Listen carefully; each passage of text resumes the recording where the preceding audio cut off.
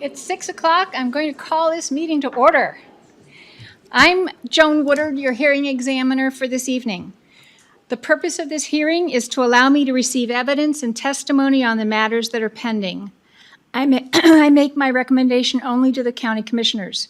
I do not make the final decision. I will be submitting my recommendation to staff within 2 weeks of the next public hearing on this matter, which is September 8th. The application will then be scheduled for deliberations before the county commissioners, which should be around the end of September. If you wish to give testimony, I need you to fill out one of the sheets in the back, and when you come to the podium, please remember to give us your name and address for the record before you begin your testimony.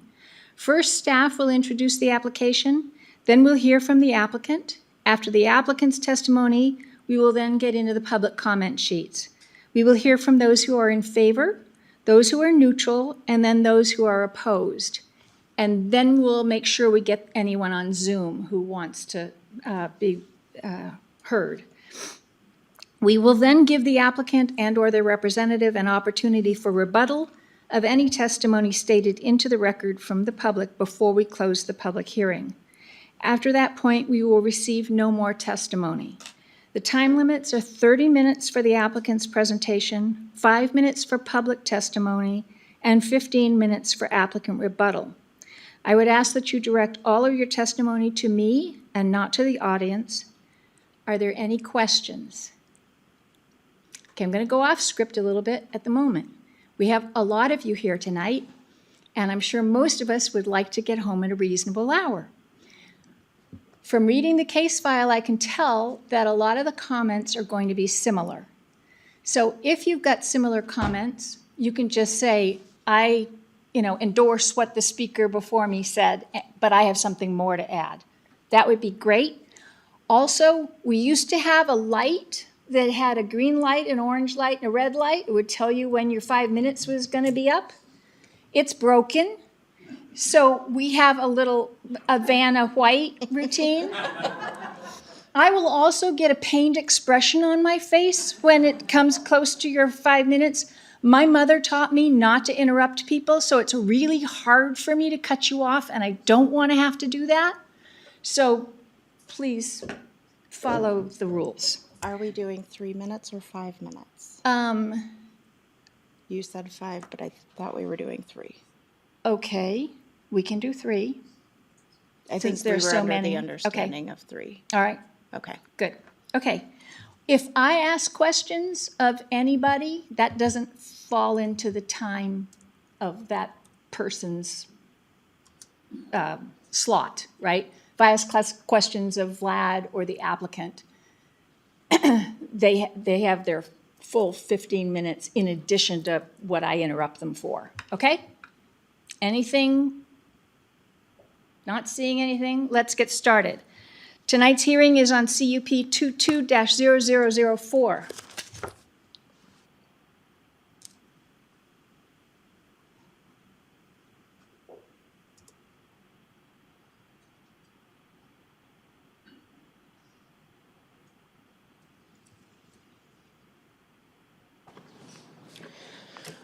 Good evening. For the record, Vlad Finkel with Kootenai County Community Development.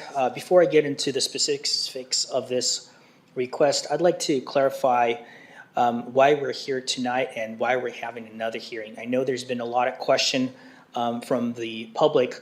Why did staff move forward with tonight's hearing and why a second one was necessary?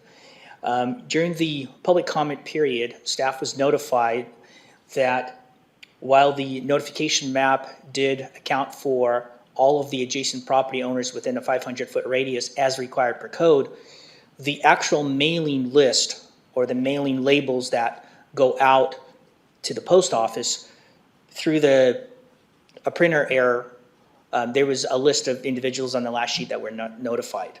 Once staff became aware of that, we immediately notified our legal counsel, who advised us that because the original hearing was published in local press and that a number of individuals were already notified, that for due process reasons we should keep the meeting tonight as well as do a second notification accounting for all of the original property owners within 500 feet for the September 8th hearing.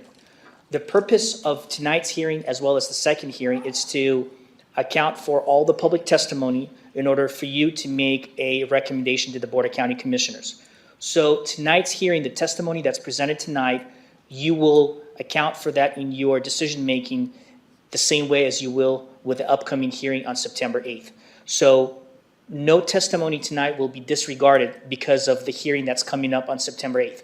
That was one of the questions that was raised by the public, and I want to make sure that it's clearly stated into the record that staff and the hearing examiner give full weight to all the written and public and oral testimony in this case in order to make a good judgment call on whether or not this project should or should not be approved. With that said, I'll move forward with the application and the details of it. I understand that there's, based on the review of the public comments, there is a lot of emotion going through and there are a lot of people who are opposed to this request.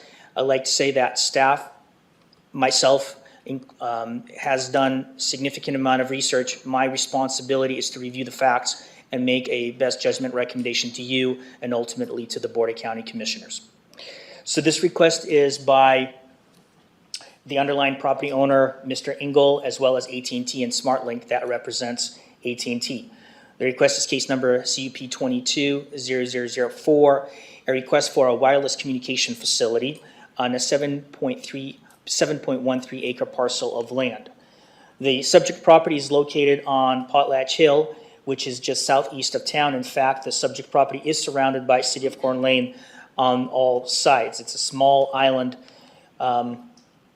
that's within the county unincorporated area. The subject property is heavily vegetated and it does have an elevation. It's the peak of the hill where the applicant felt it was the most beneficial location for them to locate the proposed facility for better coverage. As you can see, it's zoned agricultural suburban, as I mentioned. It's just a few parcels, probably a dozen or so parcels that are within the county unincorporated area, and it's surrounded by City of Coeur d'Alene parcels on all sides. The comp plan designation is border. The Coeur d'Alene city map identifies the zoning directly to the east as R3 PUD and R1 just further north of the subject property. The applicant is proposing to locate the facility on the west side of the 7.13 acre parcel as close as possible to Potlatch Hill Road with limited amount of disturbance. Why I would assume they would do that, with having a driveway that leads up to a compound that's going to be gated and it's going to be approximately 70 by 70 feet wide and long. The proposed tower is a lattice tower that will be 150 feet tall, and it will have a lightning rod of 5 feet installed at the top. The purpose of this tower is to provide 5G and 4G LTE new technology coverage for the area. Through the review process, pursuant to Kootenai County Land Use and Development Code, Article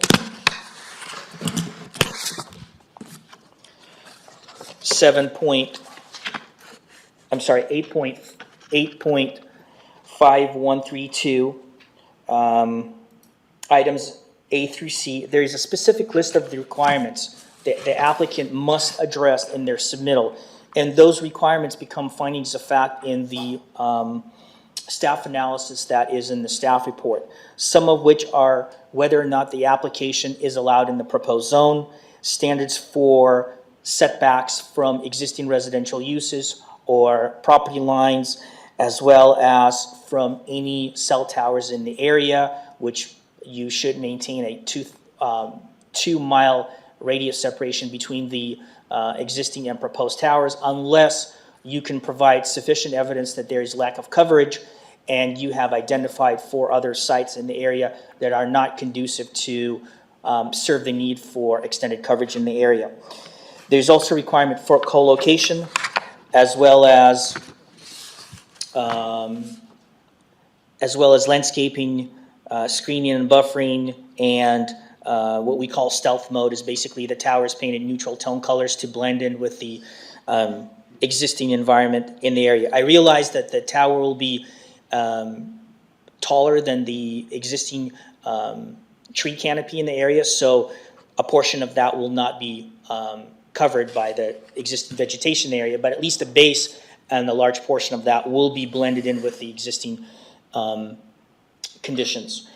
There's also other provisions. I'm not going to go through all the prescribed requirements. I just want to reiterate that we have reviewed this with the applicant on numerous occasions, starting with the preliminary meeting as well as submittal, to make sure that they did meet each and every one of those components in terms of whether they're seeking to deviate from that standard and having a comprehensive, detailed supporting information to make a case for, in fact, having less of a separation than 2 miles and so on. So the next slide is showing the existing coverage. As you can see, there is limited coverage, if any, directly to the east of the subject property.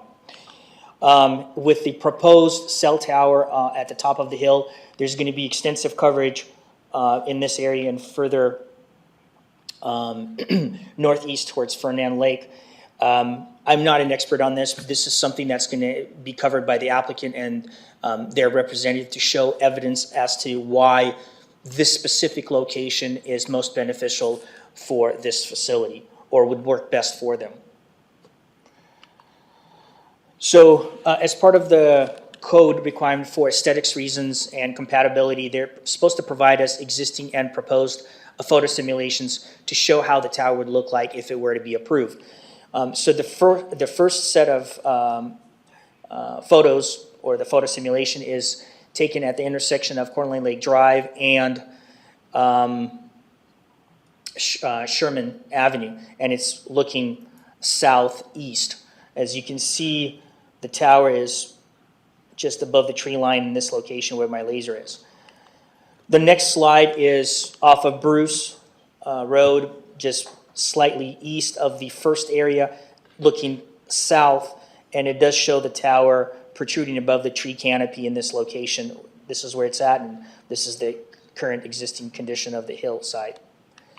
And the next 2 slides are showing the proposed tower location, which would be here, and it's just near the location of the Hagedon Marina, looking northeast, as well as looking directly north, just south of that other location. And from, as I understand, from those 2 angles, the tower will not be visible. And if you have any further questions to have the applicant explain how that works, I would defer to them. During the agency comment period, we solicited comments from all of the agencies with jurisdiction. I think it's important to note that the key agencies in this case are, of course, Idaho Transportation Department, Division of Aeronautics, Kootenai County Airport, as well as FAA. Those 3 agencies have a sort of the paramount overview of the proposed location to make sure that it complies with all the state and federal regulations. Based on the Coeur FAA determination, it was determined that the location is of no significant, it doesn't present any challenges, and therefore it's a non-issue. And the Idaho Division of Aeronautics, as well as Kootenai County Airport, sides with the findings of FAA Coeur report. The other ones, of course, are East Side Highway District for access, Kootenai Fire for fire protection, and Kootenai County Building Division for future assessment of building permits for construction and placement of the tower and structural analysis for future co-location. The code does require at least 3 additional antennas for co-location reasons to minimize the amount of towers in the area. So during the public comment period for tonight's hearing, you please understand that we have already notified the public of the upcoming hearing on September 8th. We are starting to receive those comments as well. But to account for the comments that came in on the due date the deadline 10 days prior to tonight's hearing, we had a total of 30 comments, 1 in support and 29 in opposition. The concerns were related to aesthetics, potential risk of fire, light and noise pollution, health concerns, negative impact on wildlife, limited escape routes, and parcel ownership. So in review of all of those comments, I have to say we do understand and we acknowledge the concerns that were raised. But in an attempt to address some of those concerns, and the public may disagree with that, I'd like to state that the concerns with regard to the aesthetics will be addressed relatively through the placement of the site or the facility within an existing forested area. So a portion of at least the base will be well covered with the existing vegetation in the area. As it relates to Kootenai Fire and Rescue, I know that there were a lot of concerns raised with the potential of increase in fire risk. And it's interesting that we did receive, in fact, this letter was submitted by one of the folks in opposition of the request. The letter was signed by Gerald Archer, Fire Marshal for Kootenai Fire and Rescue District, and he says that based on his review of the application, he does not find there any code standard that would have him recommend denial of the conditional use permit. He further on goes to state that the concerns raised by the public are valid. However, some of those concerns like terrain and aspect-related issues have been there for historically, and they will never change regardless of whether this facility is approved or denied. So in my, and I'm not an expert on this, but in my quick review of how the lightning rod is supposed to work, is it's supposed to basically convey the electricity to the ground. So it works as a ground. And so in some of the research that I have done, which was very limited, and I'm not an expert, it's supposed to actually protect the surrounding area by taking the electricity and conveying that into the ground. For more details on that issue or the aspects of how that truly works and whether or not it will be benefiting the community or not, I'll let the applicant explain that in further detail. With regards to the health concerns, and this has been stated on numerous occasions for other cell tower facilities that were previously reviewed by our department.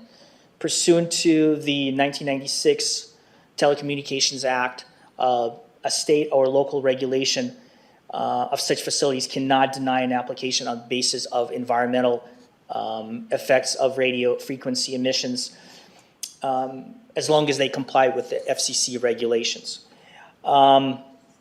And the last one, which was quite interesting, we did receive a letter from an individual who was questioning the ownership of this property and whether or not there was any legal interest by other family members that had not given permission. The subject property was recently created through a platting process in 2019, and I do state in my analysis that it was created via two-lot minor subdivision, Tate Point First Edition plat consisting of 2 lots. Mr. Engel was the sole owner of the property before it was subdivided, and his name is actually, or his signature is on the face of plat, which means that our assessor's office had reviewed the title report to make sure that he had the sole ownership of that property in order to subdivide it. With that said, I don't have any reason to question whether or not he's the sole owner of the property. Based on those reasons, staff has no valid evidence to recommend denial of the request at this time. I stand for any questions that you have. I don't have any of you right now, Vlad. Thank you. Now we'll hear from the applicant. I understand that's by Zoom.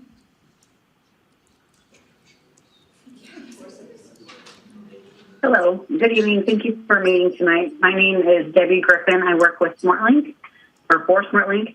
I'm AT&T's representative, and I filed the conditional use permit application on AT&T's behalf.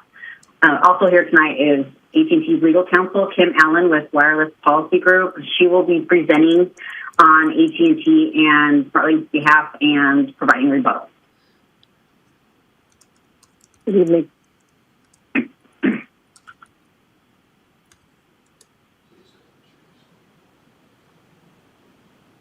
And thank you to staff for agreeing to show our presentation. Okay. All right. My name is Kim Allen. I am with the Wireless Policy Group. My office is at 1420 West Gilman Boulevard in Issaquah, Washington, 98027. And thank you very much for hearing this matter this evening. We hope to be able to give you all the information you need to craft your recommendation. Next slide, please.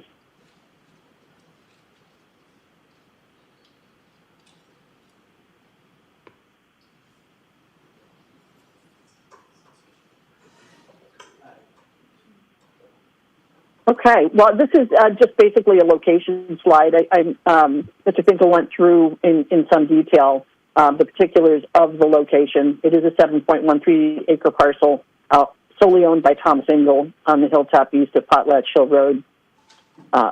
Next slide, please.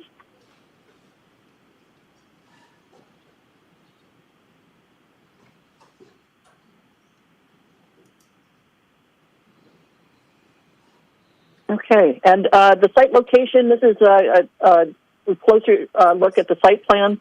It's important to note that the access is an existing logging road originating from East Potlatch Hill Road, and a 20-foot wide access drive will be installed at the end of the logging road to the lease area, and that will include a turnaround in compliance with the fire code. We want to be able to address some of the concerns that we've heard from the public. In addition, this property also has setbacks that are in excess of what is required to further mitigate the impacts of the project. Next slide, please. So in terms of the design, this is a 70 by 70 foot lease area, so a very small portion of this property. We plan to remove minimal vegetation. We want to retain as much as possible to mitigate the visual impacts. It'll be surrounded by a 6-foot chain link fence with green privacy slats and secured with a locked gate. There will be a prefabricated walk-in cabinet on a concrete pad and a diesel generator on a concrete pad as well. Next slide.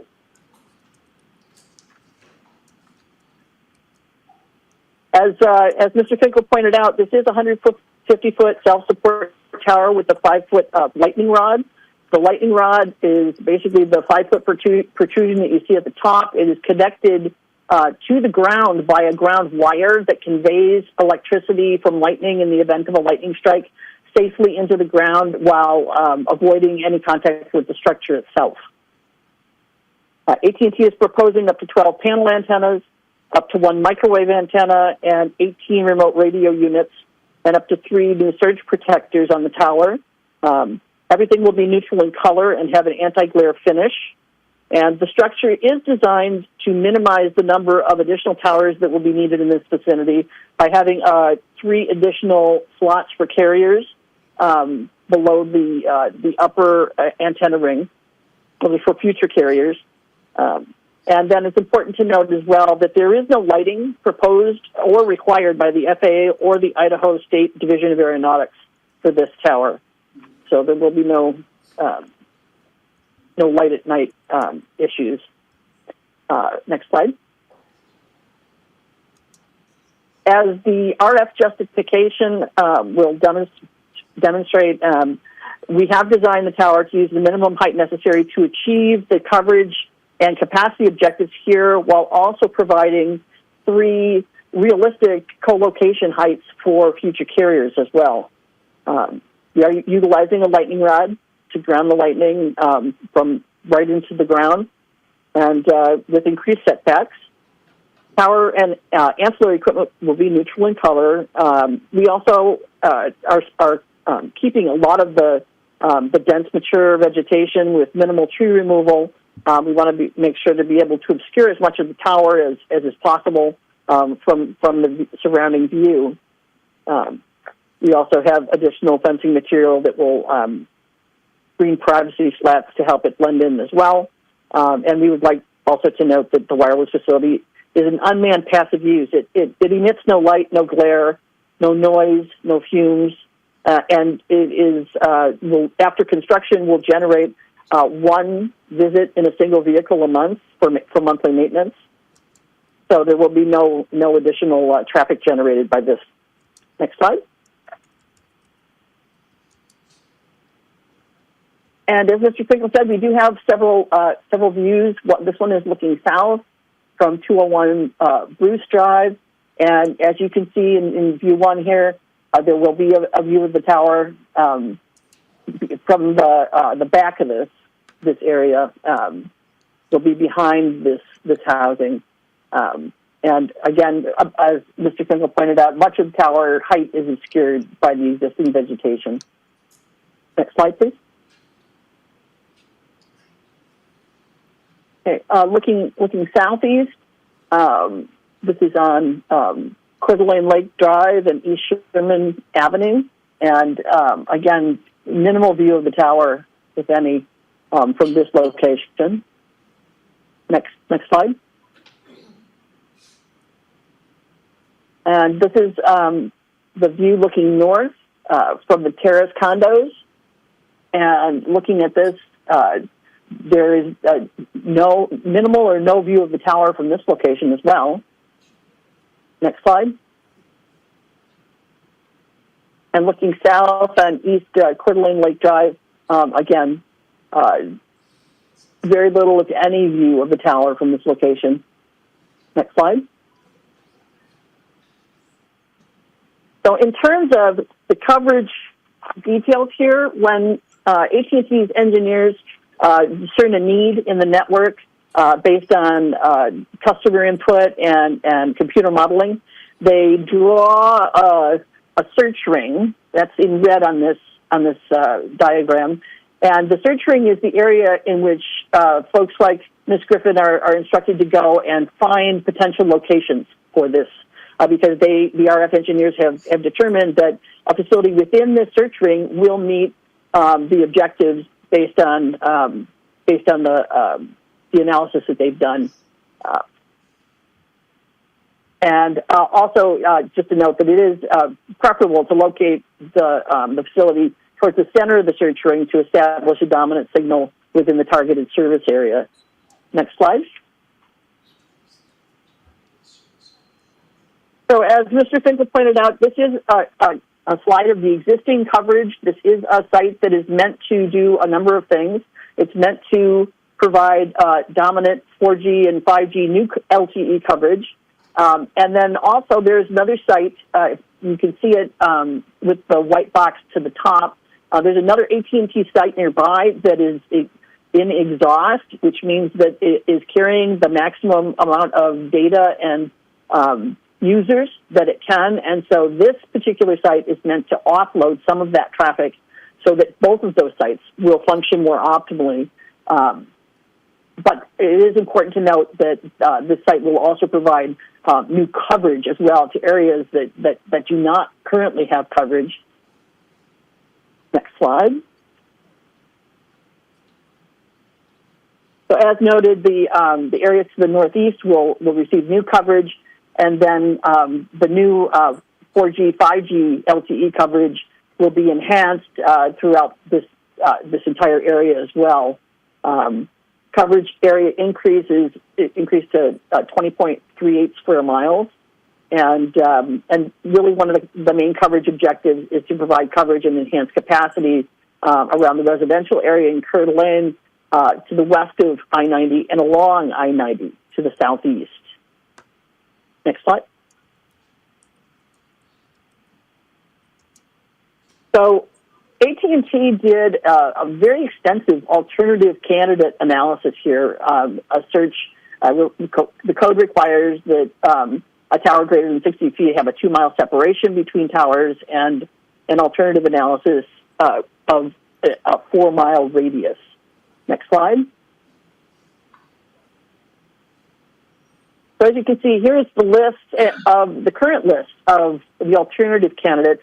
We did add alternative sites that were identified by members of the public in their comments to date, and had submitted them to AT&T's RF engineers for analysis.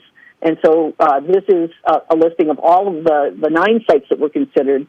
A number of them you see have AT&T is already located on this tower. That takes it out of the running as a potential location, because AT&T is already delivering coverage from that location, and it's not fulfilling the coverage and capacity objectives for this particular project.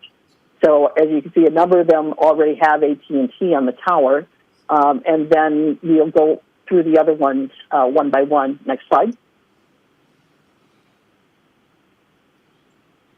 So this was an alternative number 2. This is an existing 60-foot tower, and which is too short to meet the coverage objectives. In fact, it will provide only 14.75% of the targeted service area coverage versus 100% with the 150 foot tower. And also, it's geographically too distant from the search ring to meet AT&T service objectives.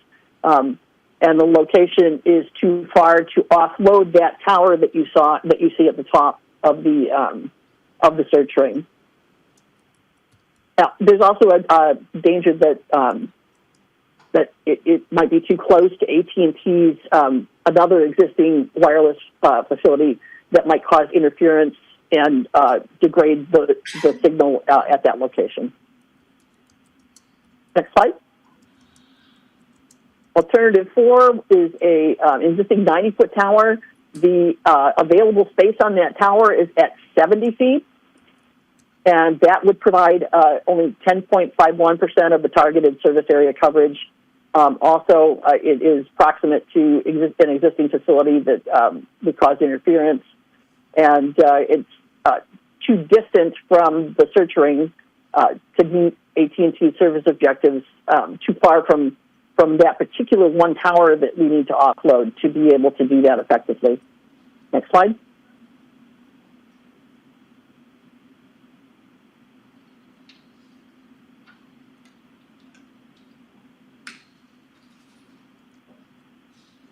Okay, and this is alternative candidate 6. This is an existing 90-foot tower.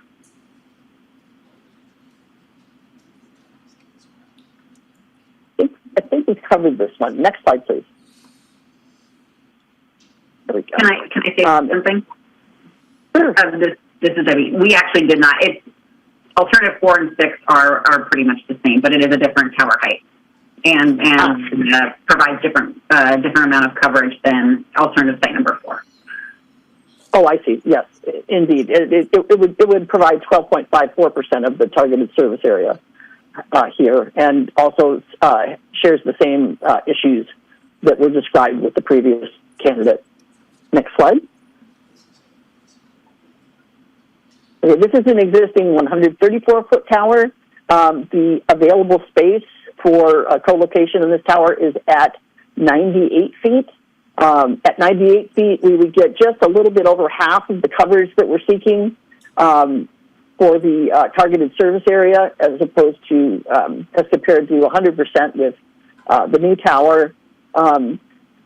This also shares some of the problems with being too distant from the search ring to meet the objectives. It's too far to offload the tower that's having trouble, and then the rad center is the height at which the middle of the antenna is placed on a tower, and in this particular case, it's too low to clear the tree line, as well as being not as effective in delivering coverage. And also, because of its location, they were unable to obtain the improvements they're seeking to Highway I-90 to the southeast with this particular candidate. Next slide. Alternative 9 is an existing 125-foot tower of open antenna height is at 95 feet. Again, we're looking at just over 50% of the targeted service area versus 100%. It's also too distant to meet the service objectives and offload the existing tower. It shares the same problem with the rad center and the tree line, and also there's a similar lack of improvement to Highway 90 in the I-90 in the southeast. Next slide. So just to sum up on the alternatives, AT&T did go and search out every available tower in the vicinity to be able to see if co-location were possible. Co-location is preferred always if it works out and if it will meet the coverage and capacity objectives. It's just easier and it's far less expensive than building a new tower. So, but unfortunately, none of the locations were able to meet the network objectives here. We also want to note that this particular new tower will be part of FirstNet, and FirstNet is a federally mandated communications network that's being built out by AT&T under the FirstNet Authority, which is under the authority of the Department of Commerce, the U.S. Department of Commerce. There's a 25-year contract that was awarded to AT&T to provide a nationwide interoperable broadband network for public safety, which provides priority and preemption for the FirstNet subscribers on all of AT&T's frequencies in the event of an emergency or some sort of a weather event.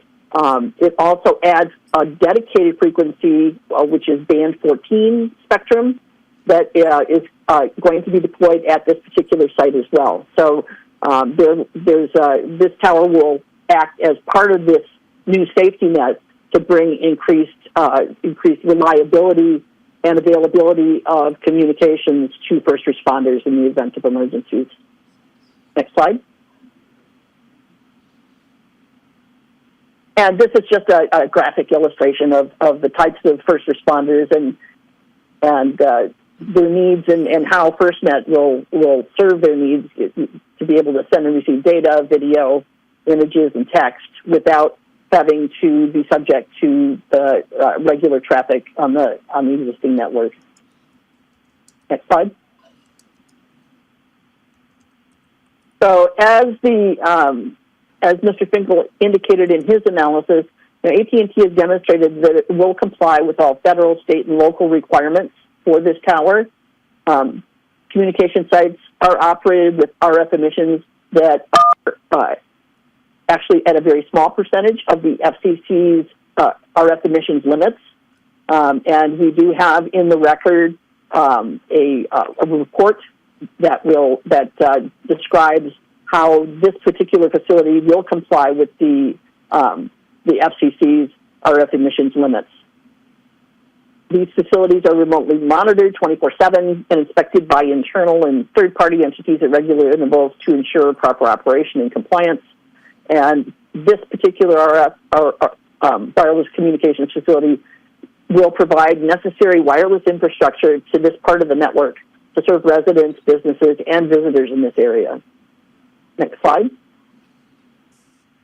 So we have heard a number of concerns from the citizens and wanted to address these in some fashion this evening. We would like to hold open the rebuttal till the end of the second hearing so that we can be comprehensive in addressing all of the feedback that the hearing examiner receives from the public.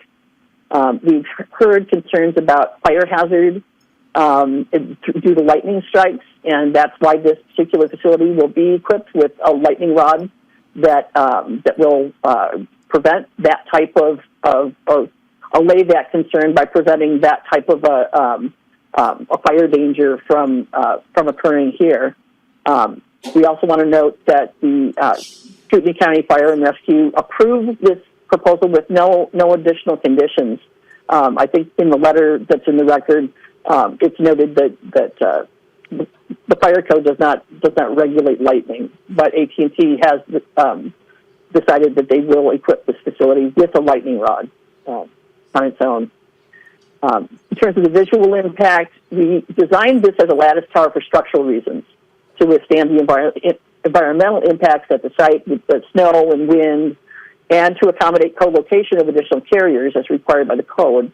One of the benefits of a lattice tower is that it's not a solid mass, and so you can see through it, and so it's less visually obtrusive than a monopole or a monopine can be.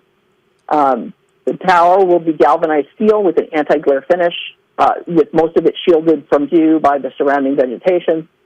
And as we mentioned, no lighting is required on this, so there will be no light pollution. I believe that was one of the fears expressed. And again, the existing mature vegetation is a screening aid for this particular facility. We heard concerns about construction and the roads. This facility complies with all federal, state, and local requirements. All agencies that were notified and offered opportunities to comment approved the project. None of them offered any objections or significant additional conditions to be able to approve the project. The East Side Highway District and the County Fire and Rescue aren't requiring any improvements to this road. And then someone had noted that the grading plans and a site disturbance permit were not yet filed, and those actually are components that get filed with the building permit, and AT&T will certainly comply with all of the requirements of the building code and local Kootenai County regulations in that respect. And then I think, as we noted, this site's not going to bring traffic. Once it's constructed, it's one car once a month. So any concerns about lots of traffic being generated just are not part of the plan. Certainly, the particular use does not generate any level of traffic. In terms of the RF emissions and 5G, as Mr. Finkel noted, the Telecommunications Act of 1996 preempts local consideration of RF effects in making decisions on approval or denial of wireless facilities. If it is demonstrated that they will meet the FCC requirements for RF emissions, we do have a report in the record that demonstrates just that. And just noting that these types of wireless communications facilities operate at a very small percentage of the maximum FCC output. What's being deployed here is low-band 5G. That's what's being proposed here, generally below 2 gigahertz. Part of the oldest cellular and TV frequencies, and they're being used by AT&T to provide widely available 5G service in residential, suburban, and rural areas throughout the country. This is the same spectrum that was used to deploy 3G and 4G service today. So there's nothing new here. This is not millimeter wave 5G deployment here. And just finally, the FCC has concluded that there are no known harmful effects from cell sites if you meet the FCC exposure limits. Next slide. And with that, thank you very much for your attention. As I indicated, we do request that we're able to save our rebuttal time for the next hearing so that we can address all of the comments in a comprehensive fashion and with some written documentation if needed as well to complete the record. And with that, if you have any questions, I'd be happy to answer them. Okay, thank you, Kim. I do have a few questions. When you guys look at your existing towers to see if you can use them for the purpose of filling in your coverage gaps, do you look at, say, a 90-foot tower and think about, well, what if we replaced it with a 150-foot tower? Would that do it? Well, typically the towers are owned by others. So in terms of replacing it, it's not our call. And if it's a 90-foot tower, typically we can extend towers to some extent, but typically not more than about 20 or 25 feet structurally. So being able to replace a tower is typically not something, because it's owned by someone else. It's not something that AT&T is able to do. Okay. Can you talk a little bit about what the construction process will be for this project? And I'm going to actually defer to Debbie on that. She has a far more depth of knowledge on that process than I do.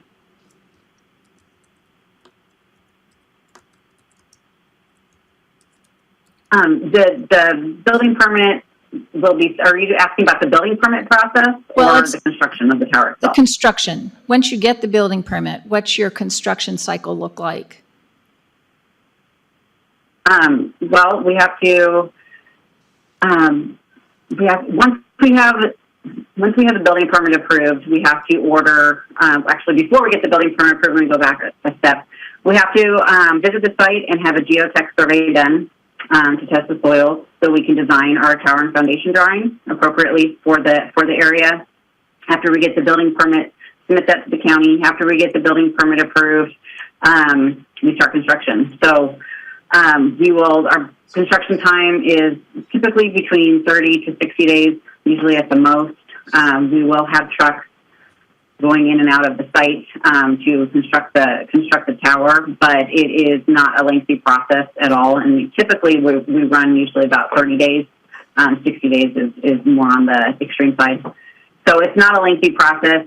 We do have trucks going out to the site to build a tower, but it's not like the construction takes, if you were to build a subdivision, that can take over a year, or a commercial building that can take 6 months to build. So all the construction is done on site, and we will make sure that if there's any damage to anything out there into the area out there, that we would mitigate that by replacing anything. But that does not usually happen in my experience.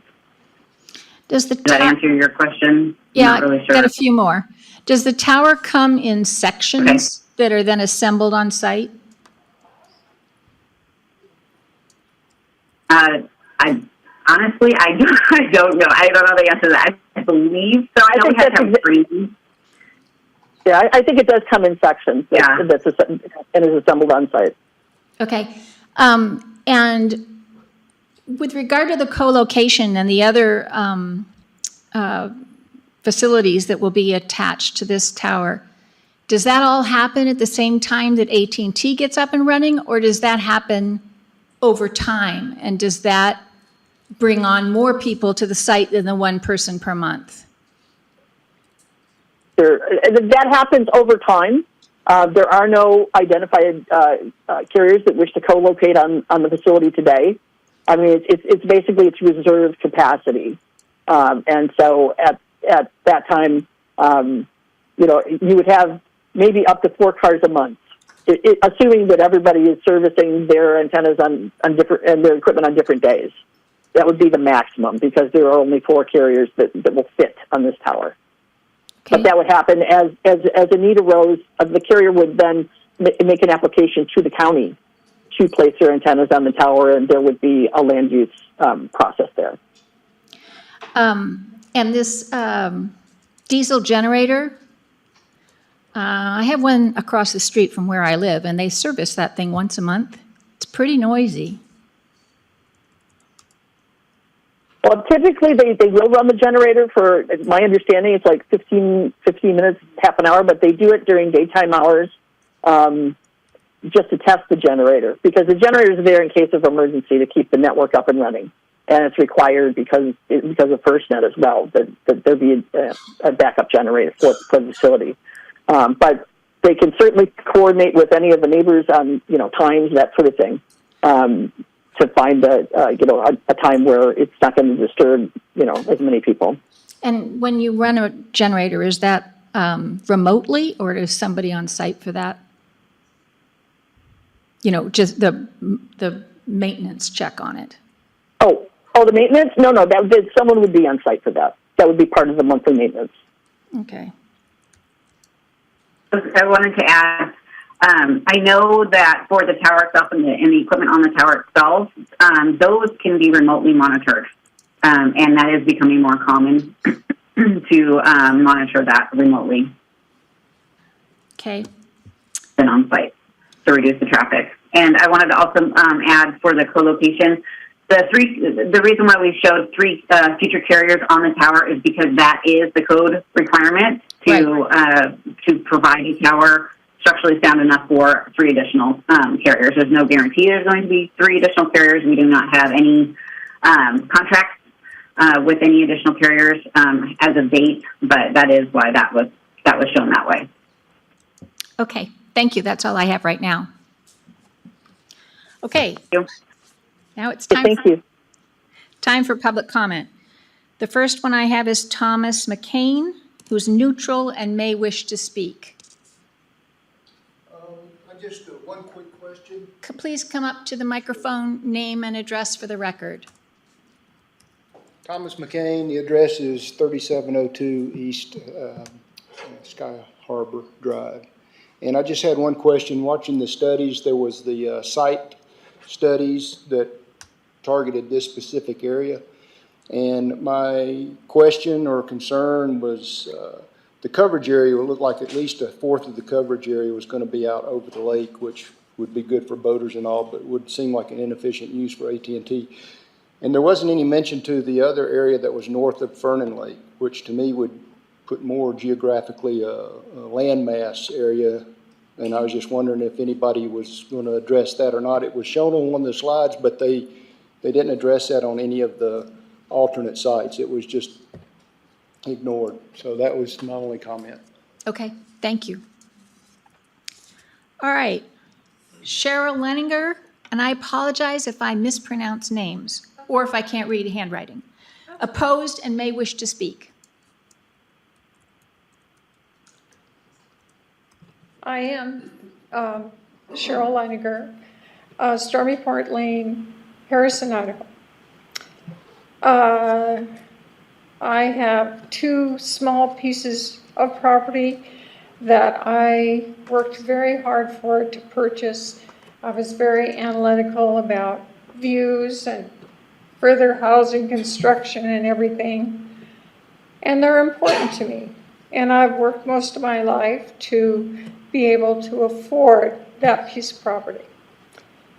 From what I can see, I can't see how that cell tower would be right in my line of vision going down to their resort, the golf course, and the lake. So I just don't understand why, when other cities are passing laws that there is not to be construction of cell towers in residential areas, these are some of the most expensive and beautiful pieces of property in Coeur d'Alene. And it's very steep. So if you're down on the bottom, you might not see the tower. But houses up on the top will see the tower aesthetically. So that's not going to be camouflaged by paint or anything like that.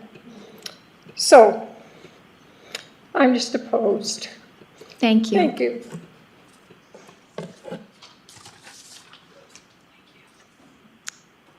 Is it Matola? Opposed, may wish to speak?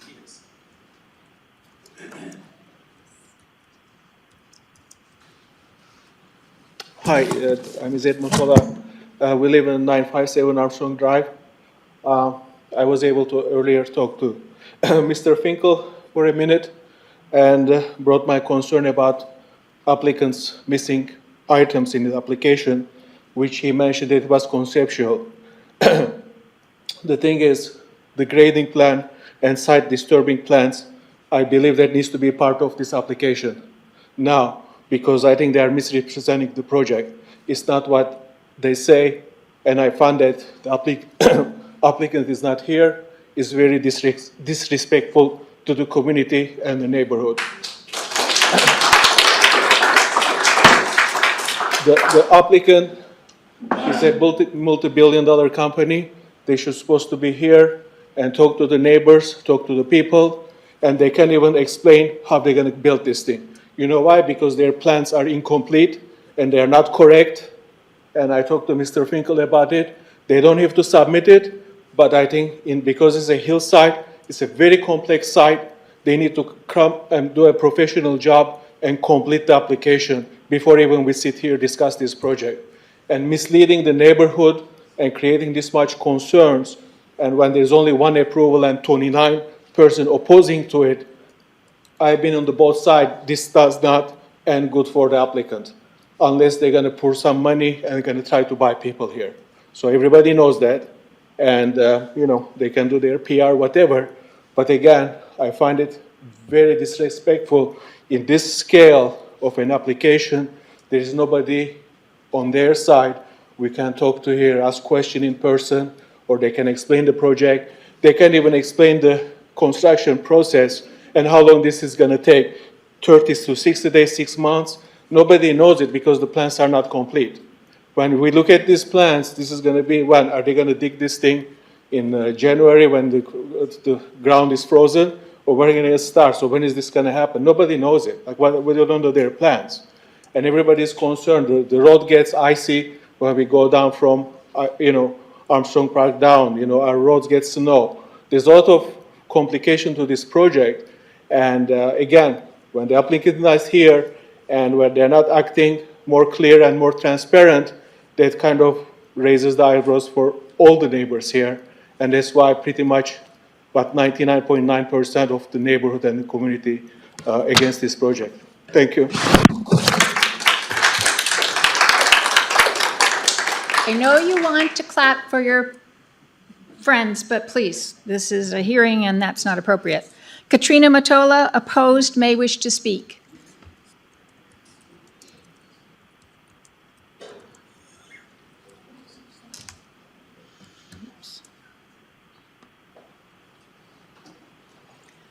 Hi, I agree with all of what he said.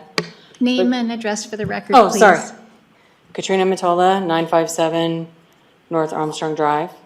And my husband actually has done multiple hillside properties throughout the country, commercial and residential. So he knows that these plans are incomplete, and that's what's so disrespectful to us. So my question to AT&T or the people representing them is, how many of these 5G towers have they built? Can they answer that? This is just for your expression of concerns to me tonight. Okay. They will note that, and in their rebuttal, we'll be able to provide. So my question is, the reason I asked the question is probably done more than 2. So my guess is they actually already know how to build these towers. So they would actually already know what it consists of needing on a hillside. They would already know that they need to dig out a hillside. They already know these things, but they're purposely doing that because they just want to keep the information away from us so we don't actually know all that's going to be entailed, the time frame on that, how it's going to disrupt our neighborhood. But not just that. It's not what you do sometimes, but it's how you do it. And with this one, they skipped right past the city. We didn't even have a chance, not one of us, got a chance to sit down with the city. And I understand it's on county property, but we did not get to sit down as a city. It's on county property next to city property. So it affects the people in the city. So why didn't the city of Coeur d'Alene talk to us? Why didn't they ask us how we felt about it? We didn't get a say in it. They skipped right over and went right over to county. That concerns me, and that looks really shady. I'm just going to be honest. So they just skip right past that and go right to the county. And then we get these notices, and they don't give notices to everybody? They just give it to a few people? Why is that? I mean, all these things just don't look right. And then they give us 2 weeks. 2 weeks? Actually, it was less than a week to respond. And it sounds like everybody's already approved it. So I don't know why you're even letting us here say what we need to say. We're the ones that have to live next to it, not them. I bet you if I asked any of them if they live next to a 5G tower or any of their grandkids or any of the people here that approve it, I bet you they would all say no. So I'd love to hear that answer to that question too. Is anybody going to give us the difference on our property values? Are they going to pay us $400,000 or $500,000 that we're going to lose when we try to sell our house? Are they? I mean, I can't even get into the health things. I can't even get into any of the other concerns because the way this was done was disrespectful and disgusting. This should be sent back to the city and allow the people in Coeur d'Alene. And my next question is, how many more of these towers do they need to build? Because this isn't going to be the first one. Because they got to build other ones to communicate with the other one. And my last and final question, and then I'll let it go, is have they went and exhausted every single opportunity with every other tower in the city or county of Kootenai or city of Coeur d'Alene? Have they exhausted every single way to make these towers communicate better? Or are they just going to build another one? Thank you for your time. Thank you.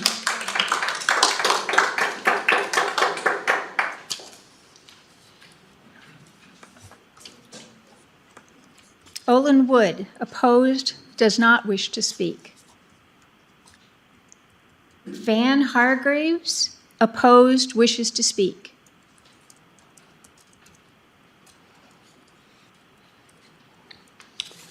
Hi, my name's Van Hargreaves, MD. I'm speaking as a homeowner in Armstrong Park and as a retired board-certified emergency physician, head of emergency department in Humboldt County, and head of Humboldt County Emergency Services for the county. And your address? I've spent... Your address, please. Yeah. 820 North Centennial. I want to talk today about one issue, which is the lightning data. The lightning data that was given today was completely false. I sent Mr. Finkel the article from University of Oklahoma yesterday that showed that there are massive correlations between towers and lightning strikes. Putting up a 6-foot lightning rod does nothing. The area, and I'm going to present 3 articles. I sent 2 of them to him yesterday and was hoping that AT&T would comment on this. The first one is about the University of Oklahoma study. It was done using the National Lightning Detection Network data for the entire United States. They divided it up into 500 meter parcels for the country and looked at the number of lightning strikes. They then rated it with 100 lightning strikes per year being the highest number. 99.8% of those greater than 100 lightning strike parcels were within 0.6 miles of a cell tower. Only 0.2% of the high impact areas were away from cell towers. Cell towers have a massive influence on that. And they made clear, I went in today and read the original article. They made clear in that article that putting up a lightning rod will protect the actual tower, but the whole 2-kilometer area around these cell towers is prone to lightning strikes. So at any rate, I'm presenting that in evidence. Okay. That'll be HE 1002. Okay. For the record. Thanks. Mm-hmm. The second thing, which I didn't send Mr. Finkel, is an article by the New York Times. Very often, we're fed the line that 85% of forest fires are caused by people. Absolutely false. 71% of acreage burnt in the western United States is caused by lightning strikes. Okay, I'll make it quick. And the third table just shows the insurance risk for wildfire damage and deaths per state. And Idaho is number 2 with 26% of properties at risk from wildfires, second only to Montana. And Kootenai County is number 1 in Idaho, which makes us the riskiest state in the United States. So in summation, AT&T basically has decided to put lightning attractors at the base of our community where 2 roads come together, and each of those roads is the only way out of that community. If they cause a fire at the confluence of those two roads, they're going to trap hundreds of people up there. This is personal for me because the hospital I did residency at in Santa Rosa almost burnt down a few years ago. So anyway, thanks. Thank you. Stephen Petrosky, opposed, does not wish to speak. And we will enter the other two articles as HE 1003 and 1004. Thank you.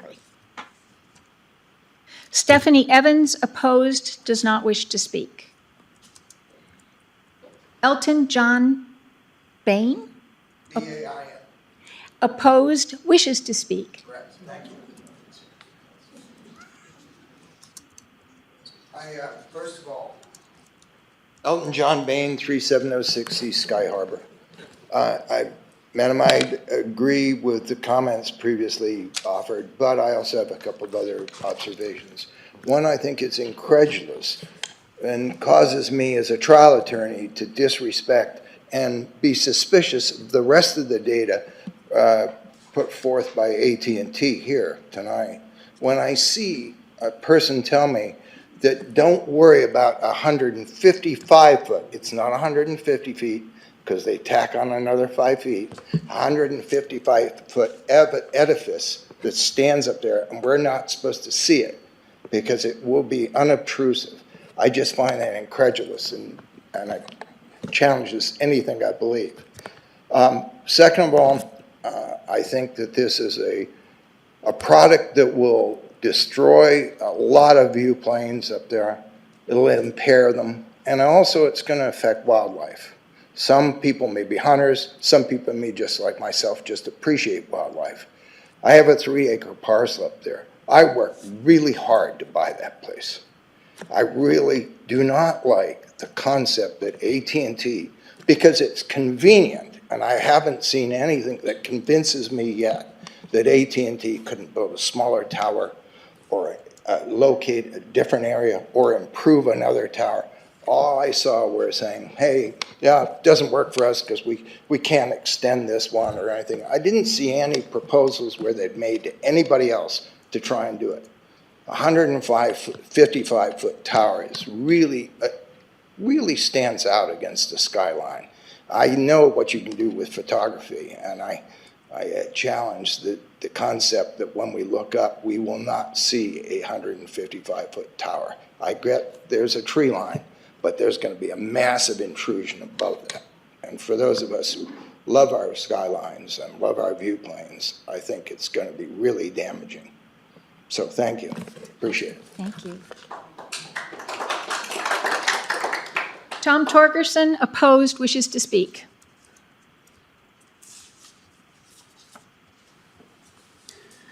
Tom Torgerson, 4808 Fernand Hill Road.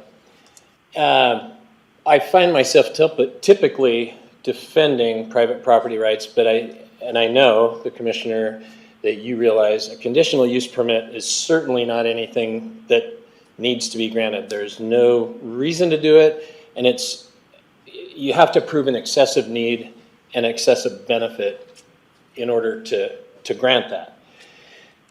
With regards to this cell tower, I question the omnidirectional aspect of it, how they had that oval shape going along Coeur d'Alene Lake Drive, where another gentleman mentioned that it covers most of the lake. But if you turn that that egg-shaped thing, it seems to me that it reaches across the lake to a certain location.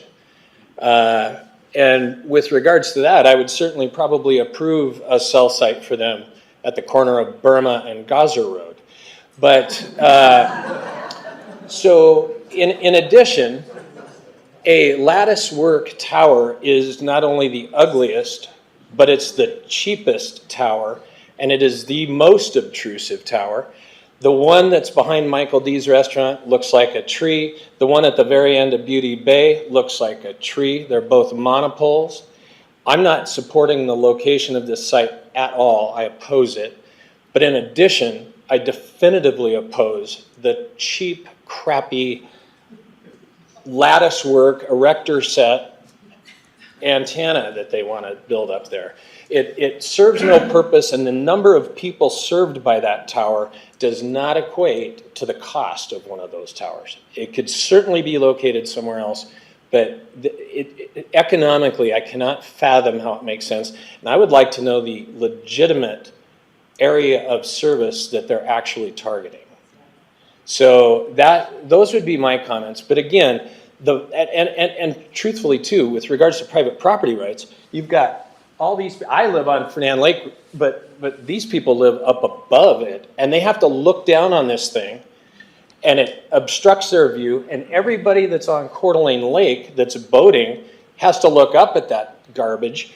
And I mean, we're sitting here trying to protect this place. We have everybody talking about viewscapes and this and colors and that.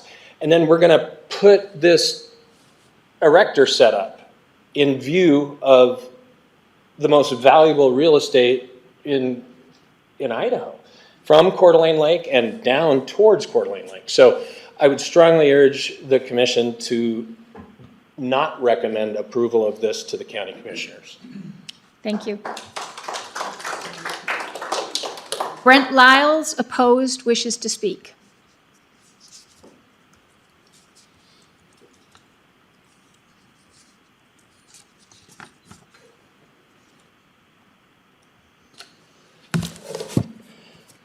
Brent Lyles, 4176 East Potlatch Hill Road, Coeur d'Alene.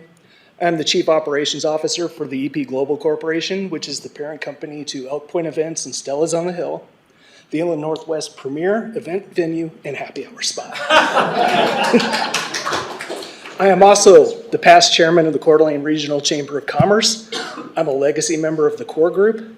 I'm a past board member of Community Action Partnership for the 10 northern counties of Idaho and Asotin County, Washington. As proposed in the notice from Kootenai County, I am against this project for the following reasons. This project is not what was originally proposed by the applicant to my business partner, Ms. Tate. If the applicant is not being truthful with her, then what makes you think they're going to be truthful now or in the future?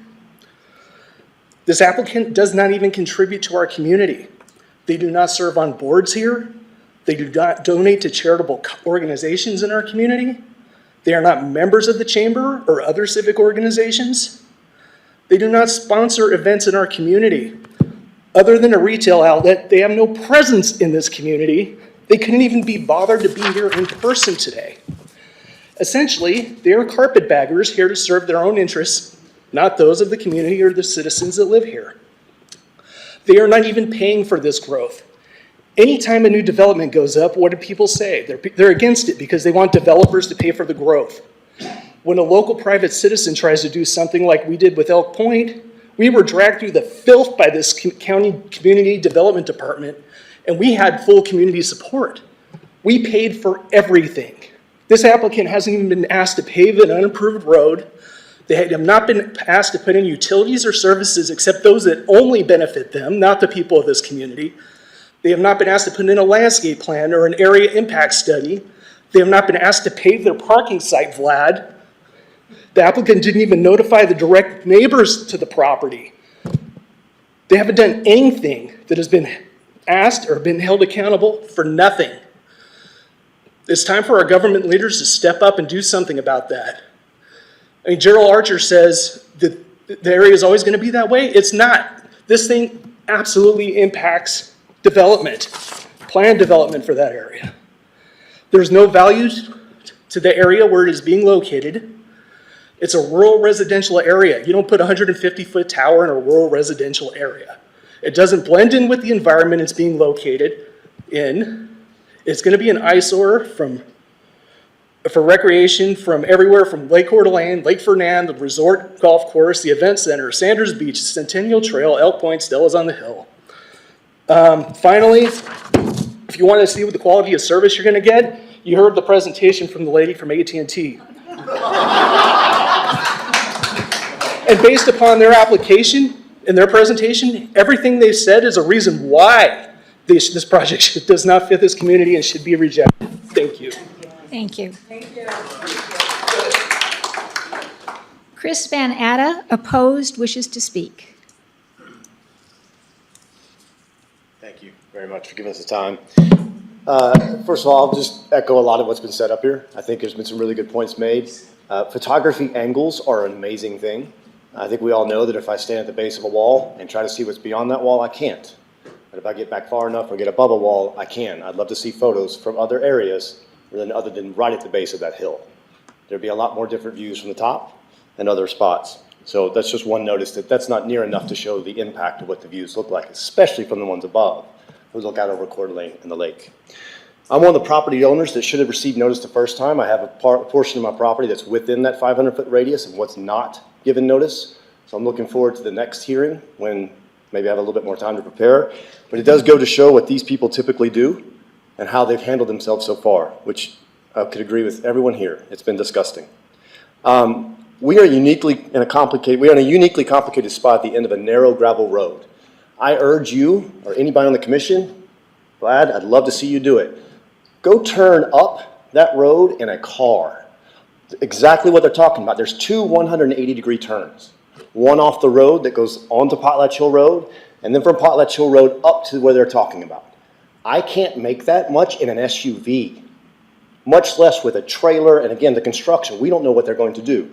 So there's no way, and this one in, one out. We're at the end of a gravel road, and Anderson, the neighborhood up on top of the hill, they have one way out, we have one way out. They have not shown anything to the state that they can construct anything on that property without blocking our traffic, without blocking all the traffic on the main hill that comes up, because if these are big trucks, big sections of a tower, how's it going to get up there? I've had 4 deliveries in the last week denied because the power lines and the utility lines going over that gravel road are at 12 feet above the road. 14-foot trucks hitting them. How are they going to get up there? Have they talked to the utility district? Has anybody figured out how this is actually going to work from a construction standpoint? Are they got to blast to get down to the hill? I don't know. None of it. So to date, that's not going to matter. So here's what I wanted to mention. So far, we haven't talked about any potential impact studies. What's going to be the impact to our insurance? Are we even going to be insurable if there's a tower near? I don't know, because if you look at all the studies and things that are out there, and the reports on fires, and I'm not even going to talk about lightning for a second. Since 2011, there have been 30 cell phone tower fires. Fires because of electronics. There's all kinds of equipment on these, people welding them. When are they going to weld this? In the heat of the summer? Or are they going to weld it in the winter when they can't even get up that hill? I don't know when they're going to do the welding, but sparks matter. Welding matters. Electricity matters. Fire risk, I don't care if it's 1% greater. I understand that, look, we have it from the Kootenai County Fire guy. Our concerns are valid, but they're not going to change? Fair enough. Does it make sense to make it 1%, 2%, 5% worse? Because we have about a 5 to 10 minute standard to get off that hill if something happens. 5 to 10 minutes if something happens. And that's a good number. They have not shown anything to show that this won't impact us and potentially create a danger. So I'll have more comments at the next hearing for sure. Thank you. Thank you. Virginia Tate, opposed, wishes to speak.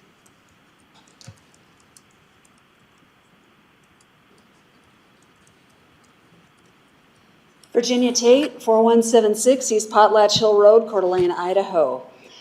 Starting off, the applicant failed to notice me. Second off, they reported to all agencies involved that I approved this. If you read far enough into the subsection, they said I was in agreement with this because I spoke to them.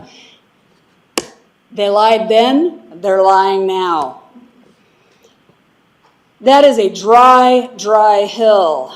When they proposed the amount of items that we had to meet as Elk Point, Stella's on the Hill, wildlife protection, vistas and views, fire protection were required of me. When I short platted in the 2000s, I was required to put in a fire hydrant and a reservoir on my property because there were no fire hydrants, ma'am. Elk Point as a corporation has just paid to put in, we paid to put in 3 fire hydrants along the paved portion of Potlatch Hill Road, costing us over $125,000. And this is because the city failed to make sure they were installed in 1982. Let's talk about the well impact. There are several of us on Potlatch Hill on the unimproved portion. We are on private wells. Our wells are running dry. When they dig this sucker, they're going to go right into basalt. Basalt crumbles. It's right in our water vein. We will no longer have water. But guess what? They're not going to be forced to improve the road. The road they cannot turn a fire truck onto because the corner's too tight. The road that Gerald Archer doesn't give a damn if we all burn up on. They say we're going to be safe, but you know what? We're not safe. The city has denied us a water line that we requested to service our home and our business and our neighbors because the intersection is not up to code. So far the city hasn't bothered to speak to their constituents. This has been allowed to move forward. I was not noticed. This is not what AT&T represented it to be. They told me there would be a 50-foot tower, it would remain in the tree line. It would be safe. This is a single rod. This is not what they proposed. Our wells will run dry. We will have no water. Our road remains unimproved. We have a one-lane road that doesn't even meet the current width requirements. East Side cannot afford to fix it, and yet you are allowing these people to come forward with a permit without any of these items. This tower will attract lightning, and more importantly, it's going to attract the homeless. In our particular section, we have routed out multiple homeless people, and at the base of one of these homeless camps, right below my home, the man set himself on fire because he was so drunk his fire got out of control and he lit the hill on fire and died. Another particular problem is that this particular piece of property is surrounded by city and it's county, and no one ever knows who to respond. They don't know where it's at. Should it be the county? Should it be the city? This needs to be cleared up. Public safety is your job, and we are not safe with this project. It ruins our views, and not to mention when they drill this down, it's going to destroy my backup reservoir, which is within their circle of 150 feet. The loss of value to our land is not being compensated. I have future development for my children and my grandchildren to live on that hill, and this is directly adjacent to my home and this buildable lot. This zone of impact is not right. And to top that off, Ziply Fiber has already talked to me and told me they plan to bring the fiber back the road. So this lack of internet is not an issue. Thank you. Thank you. Craig Coulter, opposed, may wish to speak. My concerns have been Thanks. Joel Bowlby, opposed, wishes to speak. I'll say a few things. Hi, Joan. My name is Joel Bowlby. I live at 940 North Armstrong Park Drive. Been there for 7 years. Look, I have a small family, and we're in the city. We're a development in the city. I get it that this is in the county, but really it's in the city in a lot of ways. I mean, there's, I don't know how many homes are up there, 100? There's probably 700 people who live up there. I've got a 1-year-old, and we pack bags in the summer. And I tell my wife, look, if a fire happens, you must leave, and you must leave quick, and you must leave on your feet. I know they say, AT&T says, look, you're going to be fine, whatever. All right, well, you guys approve it. The whole thing burns down. 1,000 people die. That's it. So if it's built, my family will be leaving. I'm not taking that risk. The risk is already high. I get it. We can't mitigate it. But by throwing this on top of that, from all the studies I've seen with the lightning strikes, it's just not a risk that I'm going to take, just increasing it even more. So if this is built and this is completed, my family, unfortunately, will have to sell our home. We will, and we will move out of the community. I've been a board member on the HOA. I'm very active in this community. I'm not going to leave Coeur d'Alene, of course, but we'll have to move somewhere else. And that's how serious this is to a lot of us. That ultimately could impact property values, and it just is sad and concerning to me. So thanks, Joan, appreciate it. Marcy Coulter, opposed, does not wish to speak. Okay. Hi, I'm Marcy Coulter. I live at 4702 East Potlatch Hill Road. We are the last house on this road, half-mile road, that they are going to build the tower from this road up to the site. So we are on a small well. As Jenny said, 5 houses on one well, very shaky water supply as it is. With the fire, with the increased risk of fire, we have a very good chance of not making it out because it's a 1-lane dirt road, forested, both sides. It would be on fire. We wouldn't have any access out. So I just wanted to be sure everybody knew what an increased fire risk it was for us. Also, our hillside, Potlatch Hill, goes straight up with the basalt rock. If they have to make that road from our little dirt road up to the tower site, they're going to have to, I know they say it wouldn't impact us, but they're going to have to clear and figure out how to turn big trucks onto that little tiny road there. There's nowhere to turn around at the end of our road. It's just it does dead ends. So I would really like to see how they plan to do that without shaking the ground or destroying property to get up there. I don't think that's been shown, and I would really like to see that before anything is done. So thank you for listening to me. Thank you. Okay. Elisa DeSanvic, opposed, wishes to speak. I'm sorry. This is slightly repetitive, but I got here really early so that I could hopefully say what I needed to say. My name is Alyssa DeSanvic. I live with my family at 965 North Armstrong Drive, within a couple hundred meters of the proposed tower site. I strongly oppose the tower. While there are many thousands of scientific studies that show 5G tech is not safe for humans, animals, insects, or the environment, I've been told by county staff that due to the indemnification of the communications industry through the very old 1996 Telecommunications Act, that bringing up these serious and valid issues would be a waste of time.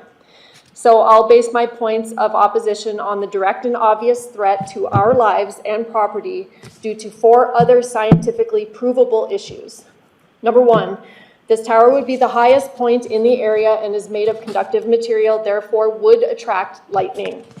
Lightning increases the potential for extreme fire danger, as other people have stated, and it is reported that a majority of strikes on towers would not have occurred at or near the tower location if the tower did not exist. So adding a tower on the hill would significantly increase the chances of lightning strikes and therefore fire danger. Number 2, it is a scientific fact that fire will spread uphill. The tower is to be placed at the bottom of the neighborhood area and will put the entire Armstrong Park neighborhood and every home that is positioned at a higher elevation at extreme risk. Potlatch Hill is 797 feet high, and with the addition of the tower and antennas, it would be over 960 feet high, which is taller than Blackwell and Fernand Hills, and would be one of the tallest structures in the entire geographic area. Number 3, Potlatch Hill is a single-lane dirt road with a severely angled entry point. It cannot accommodate emergency vehicles if they wish to turn around. There are also no fire hydrants along that road anywhere near the proposed tower site.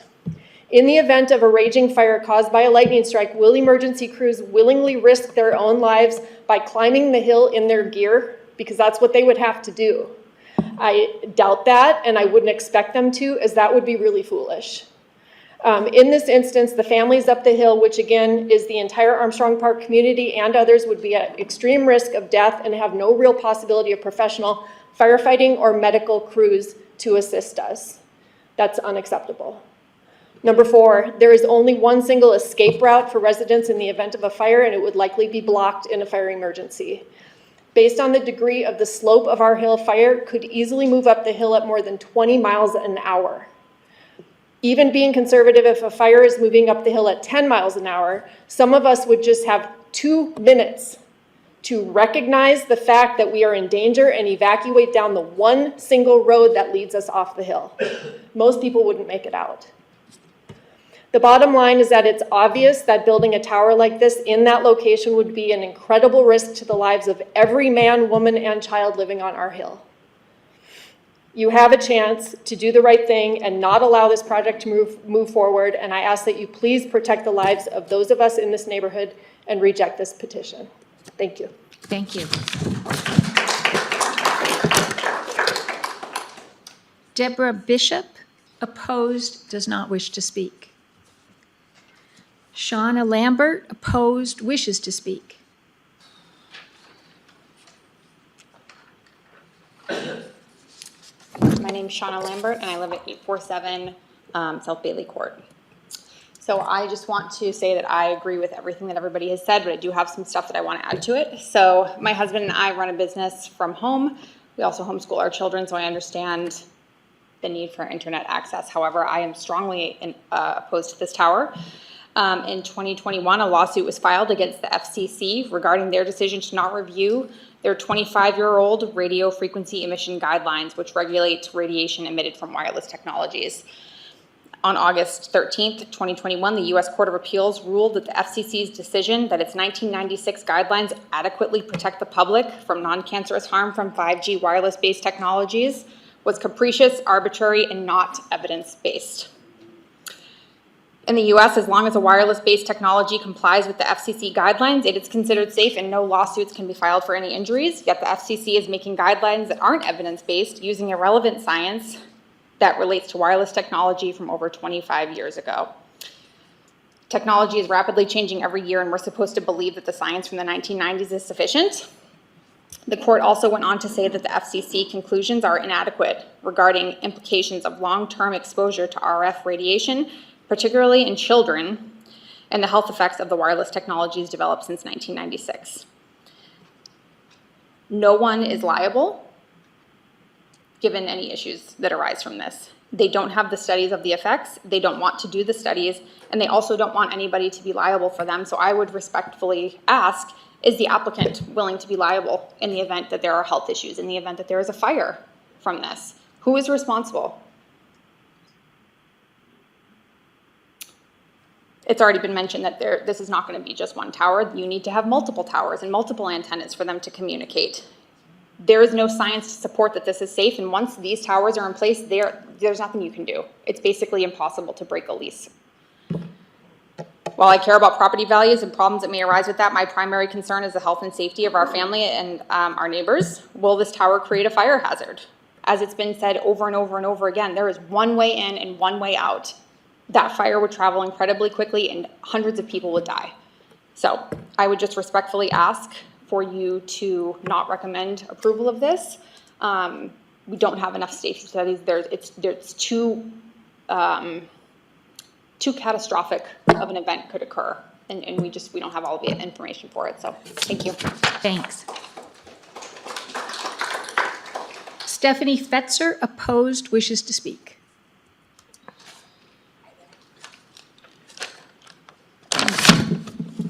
Sorry. My name is Stephanie Fetzer. My address is 1217 South Reynolds Road. I don't live in the neighborhood. I'm friends with Shauna. I'm here to support her.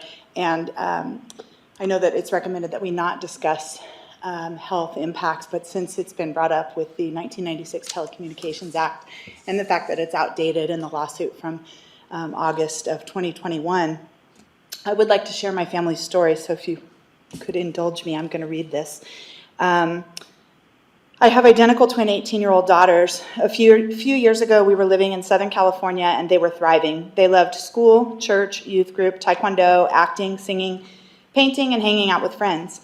In the fall of 2019, they started to notice that they didn't feel well if they were using electronic devices. They said they felt spacey, like they had sort of left their bodies, and were watching themselves when looking at their screens. They limited their use, and we didn't give it much more thought. In December that year, we started going to a new church. As the months wore on, they started to get really sick. They knew that they felt worst when they were around wireless devices. This began our deep dive into learning about electromagnetic frequencies and the damage that they can do to our health. And contrary to popular opinion, there are plenty of studies that show the health impacts of electromagnetic frequencies. We turned devices off and hardwired everything we could in our home, and they just got worse. I joked with our new pastor that it felt like the more we went to church, the sicker the girls got. Unbearable headaches, arrhythmias, chest pain, tremors, panic attacks. Most days they couldn't get out of bed. We did everything we could to avoid anything that might expose them to EMFs.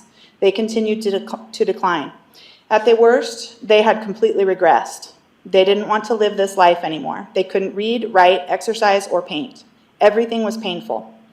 Long story short, we coincidentally learned that hidden in the fascia of our church were 20 cell antennas, small cell antennas. Within a month, we sold our house and decided to move to North Idaho to live on a mountain away from cell towers and antennas in a house with no Wi-Fi. The recovery was miraculous. My daughters got their lives back. Now, they might be extreme examples of the damage that EMFs can do, but let them be a cautionary tale. Why are we listening to the FCC and their interests fed by telecom, hundreds of millions of dollars a year spent on lobbying efforts, outdated 1996 studies that the Supreme Court, or the appeals court in DC in 2021 said they were capricious, arbitrary, they made no sense.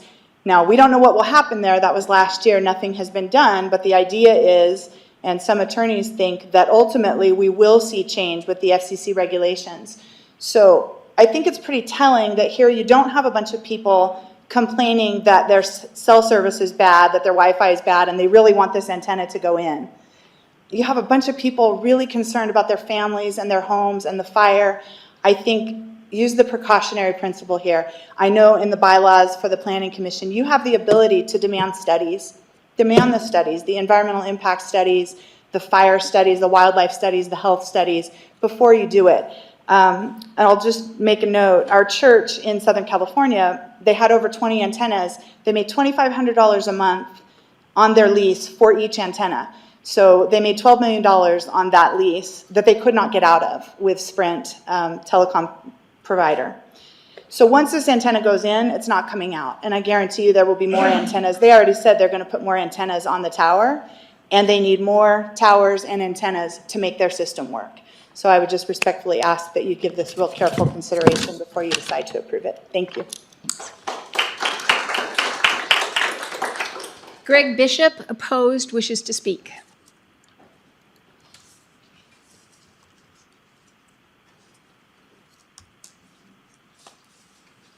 My name is Greg Bishop. I live at 840 North Centennial Court, Coeur d'Alene, obviously. Wow, from what I've heard from AT&T, being an engineer with over 40 years of microelectronics and RF engineering test experience, I'm appalled by what I've heard. Let me go back to something here. People are talking about lightning strikes on towers. That's a fact. It happens. It causes fires. Lightning strikes are only but one, just many ways these towers catch fire. There can be catastrophic component failure. Smart meters on these towers are known to catch fire. These towers are known to catch fire during maintenance procedures, especially during welding procedures. They're also known to catch fire because of things like strikes into major components. These towers catch fires for a variety of many reasons. Imagine this. A tower in our neighborhood catches fire, 40 to 60 miles an hour winds. Trucks get up there from the fire department, which they can't, obviously. Let's say they can. On 10 to 30 minutes on a good day, they can respond. But they got to get that power shut off first. That can take up to hours to get that power shut off to that tower. All the time, that tower is burning, sending embers down into the forest. Here's a little note for people to think about. Lloyd's of London and Swiss Re, two major insurance companies, have long refused to indemnify for RF radiation harms.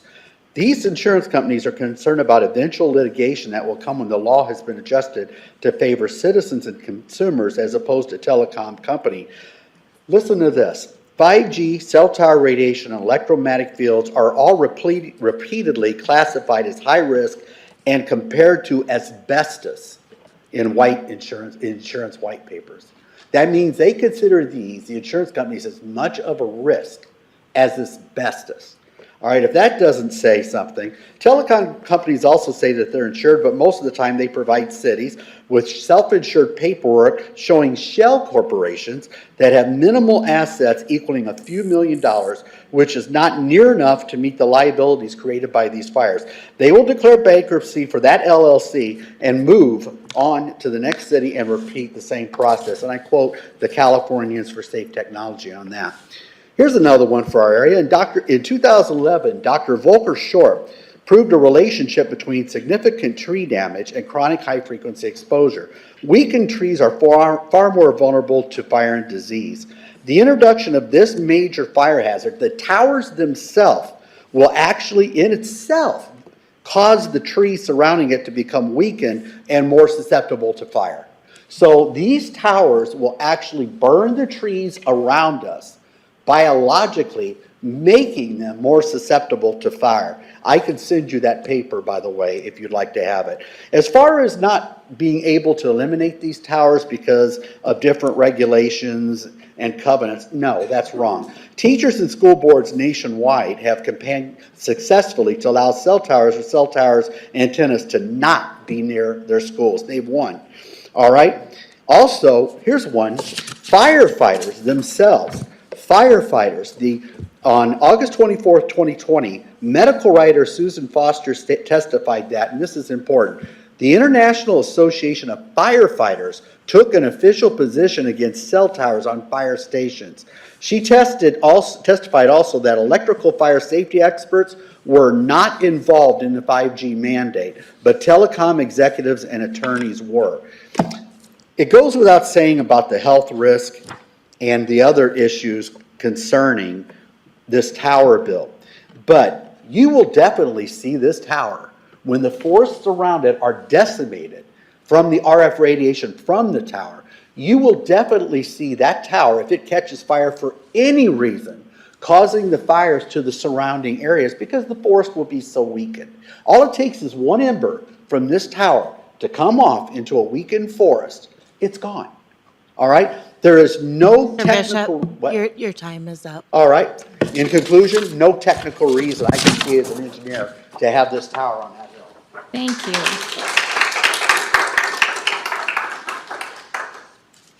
Wayne Longo, opposed, may wish to speak.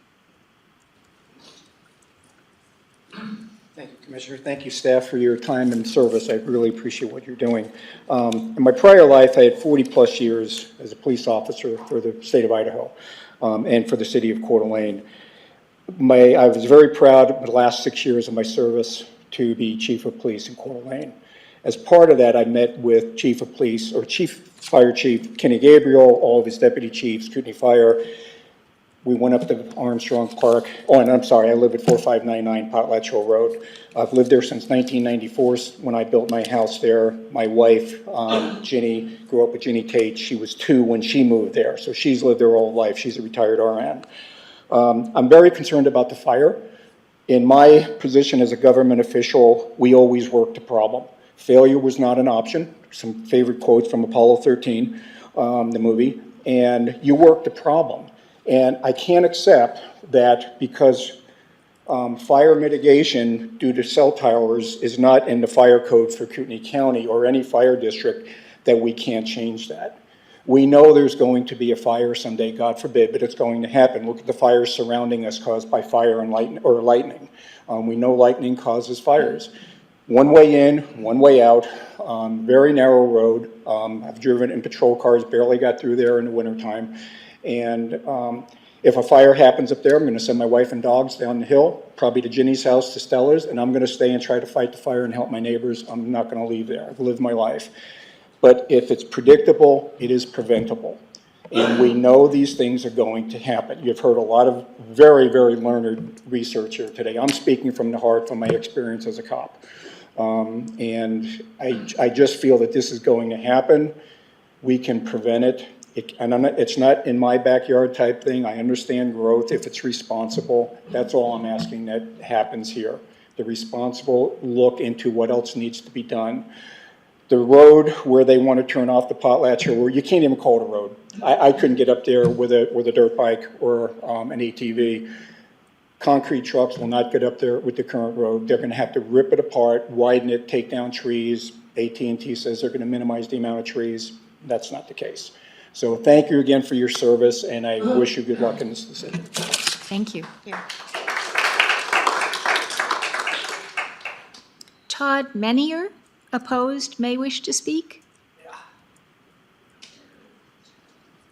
I didn't wear a tie. Ben, how you doing? Glad, nice presentation. Hi, Todd Meunier, 3110 East Fernand Hill Road. May want to speak. I was just going to come up with a few things, but these people have legitimate concerns. They're all my neighbors, by the way. That fire thing, that's kind of crazy. You know, it's like,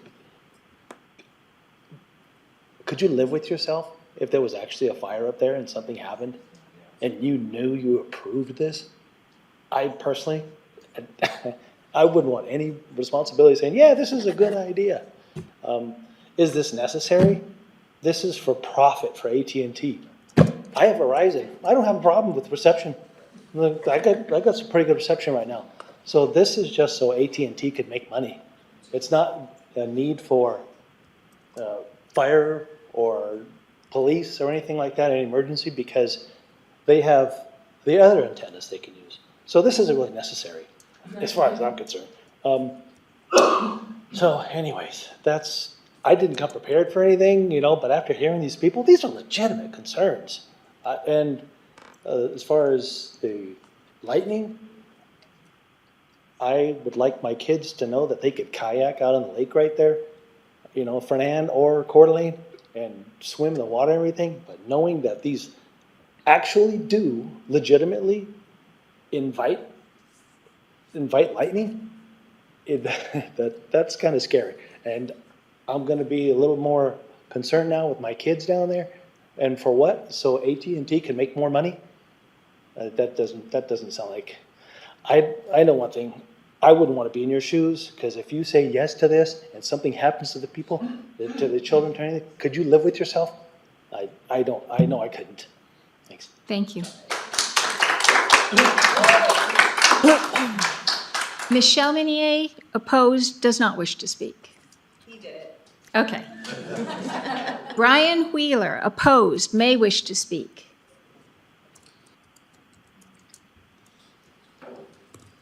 Hi, I'm Brian Wheeler. I live at 4513 East Potlatch Hill.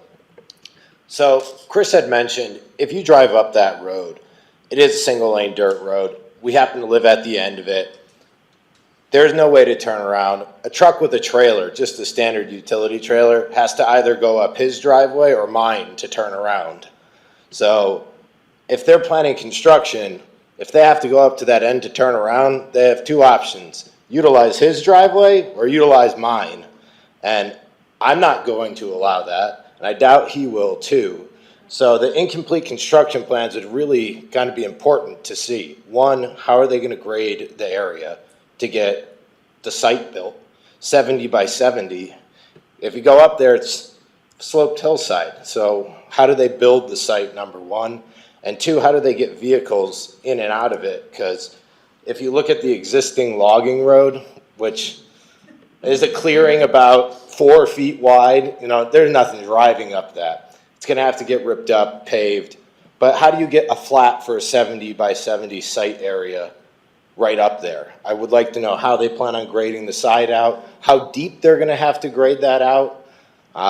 And then still, even if they use that road, the way that it meets the dirt road, there's no way to turn around. I have photos that I can send to you guys. I can't even put my pickup truck around that corner. So how are they going to turn anything else into it? So I think detailed site plans and construction plans are something that needs to be asked for before anything gets approved, because I don't see how you build that site without seriously disturbing that area. It's not just we drive up the logging road and slap that tower up. It's a big job, and it's going to mean a lot of disruption to the hillside where I live, where our well is. The power lines, again, as you mentioned, how do you get past that? That's disruption of power to our homes, disruption of potential water to the homes. disruption to our septic systems, because we're all on septic, so they have to get perk tested before we could even build up there. So what does that do to our septic areas? There is no access to city water. There is no city sewer. You know, it's a lot of that, like, real valid concerns for us who actually live up there. And, you know, we're not in the subdivision. We're literally on the road that they're asking to utilize for this site. So I'd like to see what the plan is, and I think you should too, before even looking at approving anything. All right, thank you. Thank you.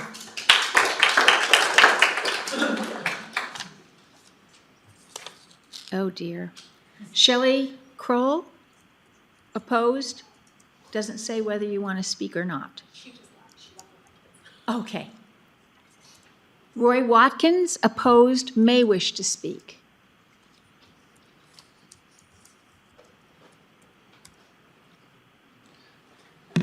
Ray Watkins, 20 North Lakeview Drive.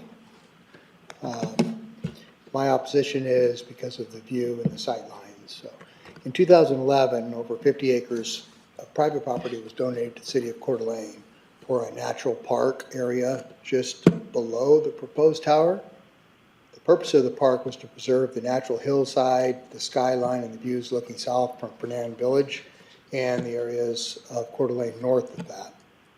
This proposed tower will be in the direct view of that view. It's been preserved for us and for future generations, and this will negatively impact that view. That's our first opposition right there. The other one that I would voice is, while I'm still in opposition to the tower in its whole, one thing that they have said is they don't intend on putting a light on there. There's nothing proposed right now, but as part of the, if this was to be approved, I would ask that it be a condition of the permit that no light can be put on that, because that would make it even worse, big flashing light up on top of the hill. But this view, or where the tower sits, is in a direct view of Fernand Lake Village and the people north on Fernand Hill on the other side of the lake. So I stand in opposition. Thank you for your time. Thank you. Arlene Booton, opposed, may wish to speak.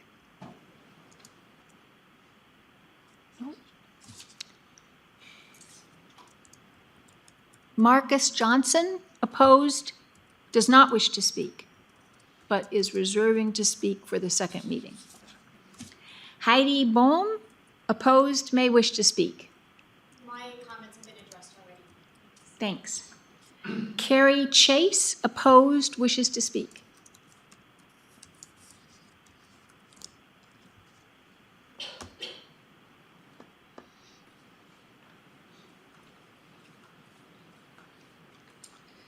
My name is Carrie Chase, and I live at 7512 4th Street in Dalton Gardens. And Dalton Gardens just got done fighting this fight, and want everybody here to know that the health concerns are your biggest issue, because you can't turn this off. It's 24/7, and you can't turn it off. Glad to hear that several people are educated about the health concerns. They want you to focus on aesthetics, and that's why they mention it first. And they mention most of the resolutions are based on, we can make it look nice. You won't be able to see it from this angle, so everybody heard that tonight. So there is a group out there called WireIdaho.org, and I'll repeat that, WireIdaho.org, that is here to help you, to help the people that live on Potlatch Hill, to educate them and to provide information. Education is going to be the best tool for everybody on the Hill to be able to make it so that AT&T cannot put this tower up there.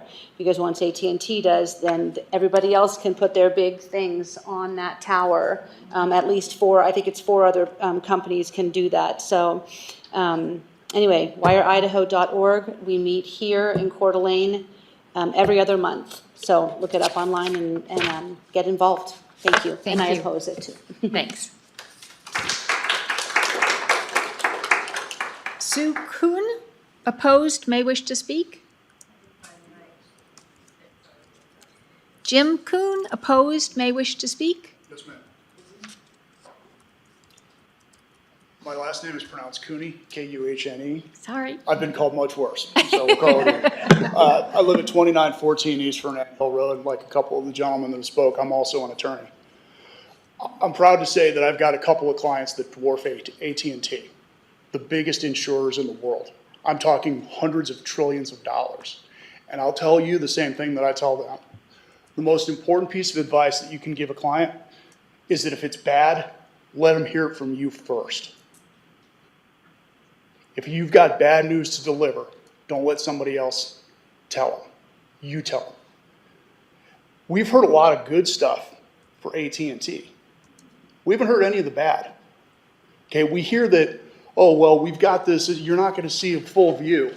It's going to be partially obstructed by trees. But you know what? Part of an eyesore is still an eyesore. Okay? You put lipstick on it, the damn thing's still a pig. Okay? Not one of the photos that they showed, a gentleman pointed this out earlier, they're all from ground level. Why don't we come up where the people are going to see it on equal footing? Because I'll tell you, when I look straight off my deck, I see a 150-foot tower. They don't tell you that.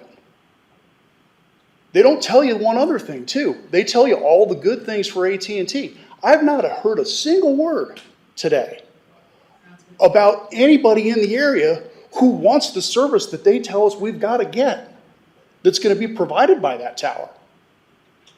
I live in Idaho. I bet you the other 1.5 million people that live in Idaho are here because we don't want people telling us what's best for us. I live here, my family lives here because we know what's best for us, and I don't care what they think I need. The people that live in these areas didn't buy their home saying, God, I can't wait for AT&T to get here and install 5G.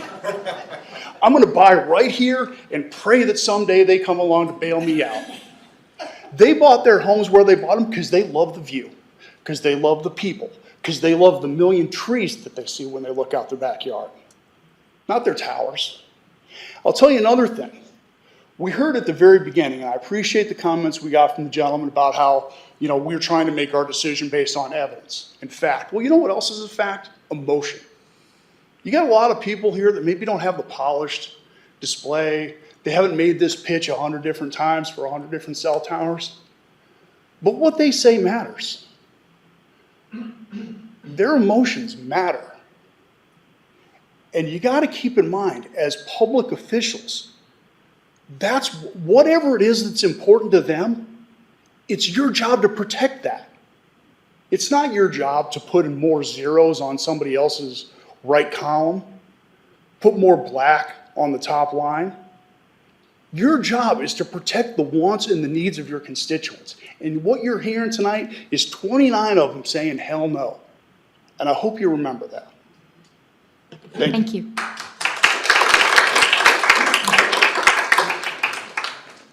Dane Hanna, opposed, doesn't say whether you want to speak or not. It's all addressed already. Okay, thank you.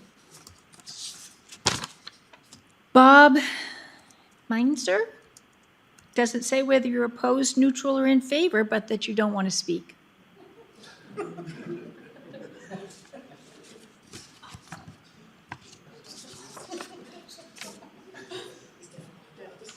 This is the mystery person. It is a blank piece of paper. Steve Reidenauer, opposed, wishes to speak.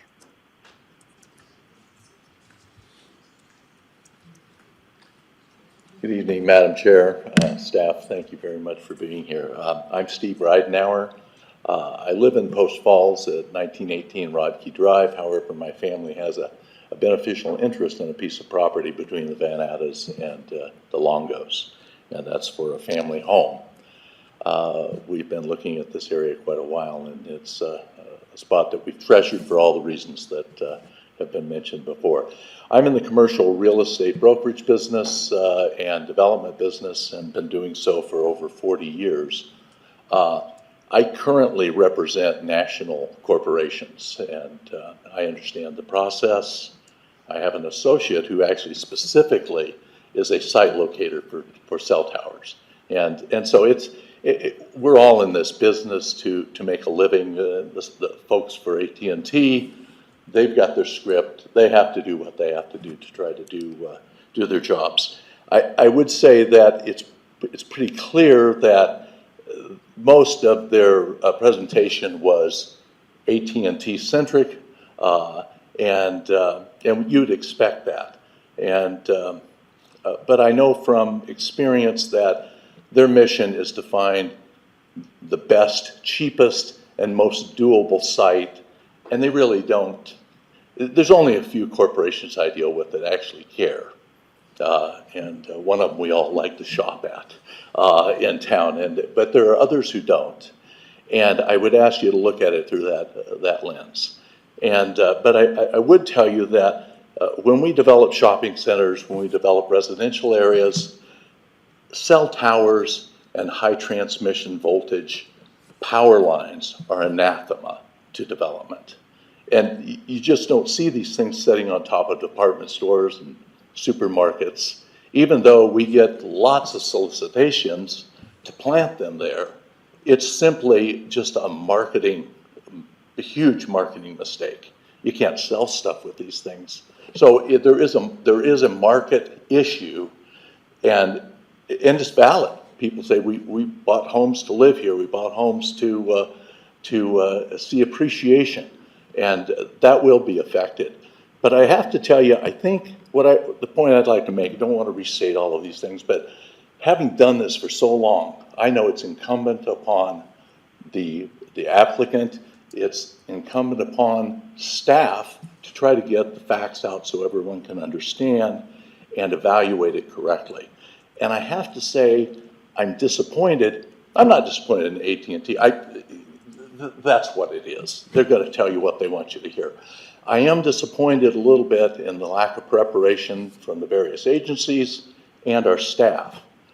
It seems like you've dialed it in, and I'm really sorry to say that. But I know what kinds of conditions you can look at and evaluate as being appropriate or applicable to the situation. Frankly, when I heard staff's presentation, it was almost like the prequel to the AT&T presentation, and it seemed like he was a proponent for the AT&T. I would recommend that you take in what's been said tonight. These are real issues, and nothing has been done to evaluate those real issues. You should at least come up with some construction improvement drawings or conditions of improvement that would really challenge these folks to do it right. But more importantly, I think, and I don't know whether code allows it, but you should really consider a focused EIR, the Environmental Impact Report, because it's too serious a matter to just sweep this under the rug or just grant or dial in an approval. And if I'm doing a development and I'm looking at 60 acres of residential or a 60-acre commercial shopping center, I have to do all of these things. It's required of me, and I have to prove why my service is necessary.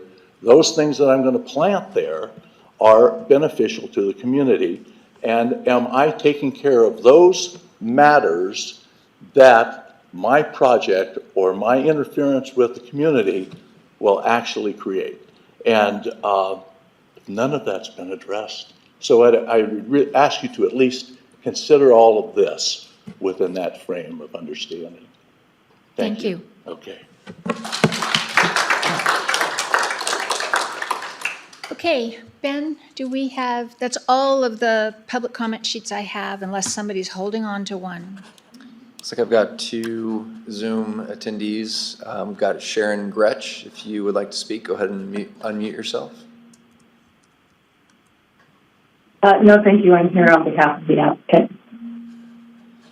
And then lastly, we have a user with the username of guest. If you would like to speak, go ahead and unmute yourself.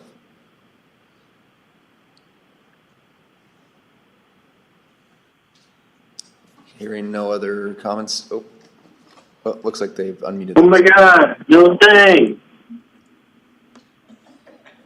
What was that? Do you wish to give testimony on this matter? No No, thank you. I think things have been adequately addressed. Okay, thank you. And that's it on Zoom. Okay. Applicant, AT&T, do you have any comments or rebuttal that you'd like to give at this time?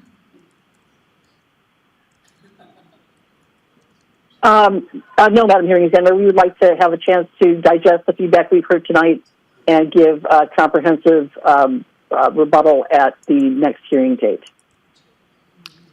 Okay. Vlad, do you have anything you'd like to add this evening?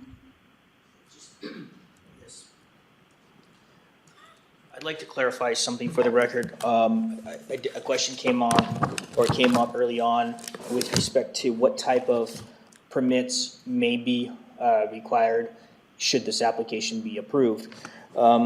It's correct that a building permit would be required. However, I believe the applicant did not mention, and I'm sorry if I failed to mention it as well, but one of the conditions of approval potentially, or one of the conditions of approval, if the application is approved, is stated under subsection 804, which states the applicants or a future owner shall, pursuant to section 87101 of Kootenai County Code, obtain a site disturbance permit prior to beginning of any land disturbing activity associated with the construction or improvement of the driveway providing access to the wireless communication facility unless the nature and the extent of the activities qualify for an exemption from the site disturbance requirements. We do have, under that section of the code 87101, there's a criteria and a list of items that do require a permit, and then there's also exemptions. Based on the topography of the site and steep slopes and the amount of site disturbance, more than likely, a site disturbance permit will be required. I'm pretty sure. I can't be 100% certain because our building official as well as our site disturbance planners will review the site and the amount of proposed improvements on site. But the condition of approval does put specific stipulations on the applicant. In fact, I think they mentioned that they will have a geotechnical analysis report prepared specifically for the tower. Now, I must mention that the minor subdivision that was approved in 2019 did have a site-specific geotechnical analysis report submitted as well, but it was just a general geotechnical analysis to evaluate soil conditions for future feasibility of constructing a residence on site. This is a completely different request. Therefore, as part of site disturbance permit or building permit, a geotechnical analysis will be required if this application does move forward. So that's the clarification I wanted to make. Okay, thank you. So before I conclude tonight's hearing, I'd just like to say thank you all, for sharing your input, your thoughts, your concerns. It was all very helpful, and I hope that you will hang in there with us for the next public hearing and be available for hearing the rebuttal from AT&T, because that always helps, I think, to respond to some of your input and questions. So that concludes this evening's hearing on. It would be helpful if AT&T came here to rebut it, I'm okay, and not doesn't just go over Zoom. I'm sure they heard that. This concludes. Answers questions. This concludes this evening's hearing on CUP 22-0004. Thank you. Excuse me, can you require